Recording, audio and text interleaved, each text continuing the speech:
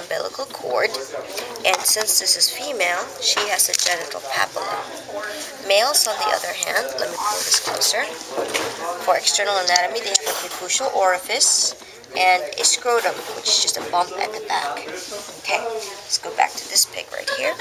Around the stomach, there's this thin tongue-shaped organ. That's the spleen. So this is the heart, and just by looking on the outside of the heart, you can tell that here's where the pericardial sac used to be, this membrane. And when you look at the flaps, you can tell this is where my right atrium would be. Here's my left atrium. My right ventricle is over here, and my left ventricle is over here.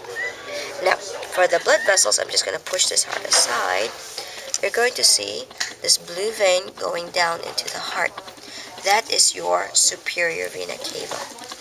And so you can see this tube, how it's going into the heart, superior. Inferior vena cava is this blue tube that's rising up towards the heart. So that's inferior vena cava. The aorta is best seen behind the descending colon. That's this pink tube behind this descending colon. You're also going to notice later on that it's going to branch to the left and to the right, going to the legs. So if it goes into the legs, those are the iliacs. Okay, going into the shoulders, we're just going to call them the subclavians. In the neck, okay, they only did one side. This pink vessel is the common carotid.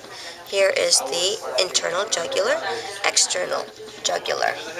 Now, the internal jugular and external, both of them is carotid. She's making a video. We're making a video. We can talk later. Okay, so common carotid, internal jugular, external jugular. So this is internal, so it's closer to the median line.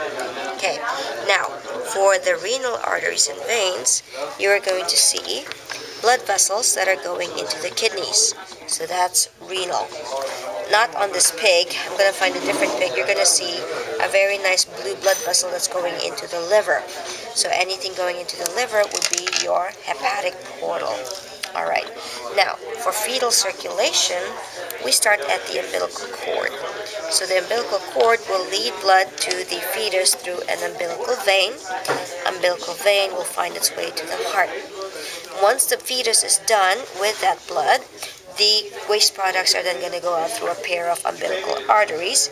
Umbilical arteries then go back out towards the placenta, out the umbilical cord. For respiratory system, the nostrils are the external nares. The back of the throat is the pharynx. The larynx is the voice box. That's this bump right here. And this rigid tube, this is the trachea. Down here by the lungs, by the heart, would be the lungs. For the digestive system, this is the hard palate, this is the soft palate, this is the tongue with its sensory papillae. The tusks right here, these are the teeth, and the epiglottis is this flap back here that keeps you from choking. Now, once you swallow that food, you are then going to send it down this soft, flexible tube that's behind the trachea. This one has a lot of membranes. But you see this tube? Hold on. Let me try to fish it out this way. There. See that tube? So behind the trachea is the soft tube. That's the esophagus. Okay. So from there, we are then going to lead things down to the stomach. So the stomach is this pouch. The end of the stomach is the pyloric sphincter. From the pyloric sphincter, we start the small intestines. But it's so long that we have multiple segments. So this is the duodenum. All this we're going to call the jejunum. We have an ileum, but it's not on your list.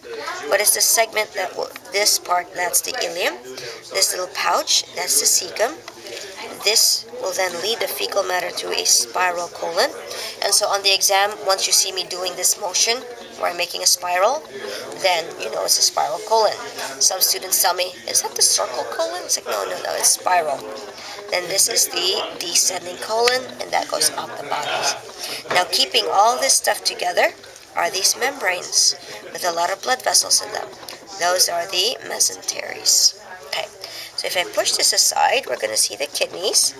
So here's one kidney, and here is the ureter that will then lead the urine to the urinary bladder. So this elongated pouch is the bladder, urinary bladder.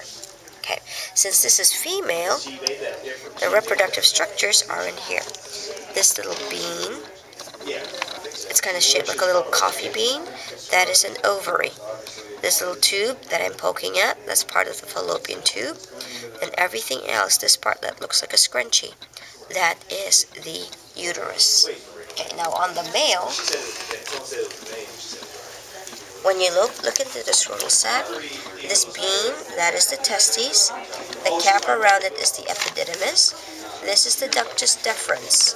And then it will then lead it out to the penis. There's a tube in here called the penis, and out the preputial orifice. Okay, preputial orifice. We're done.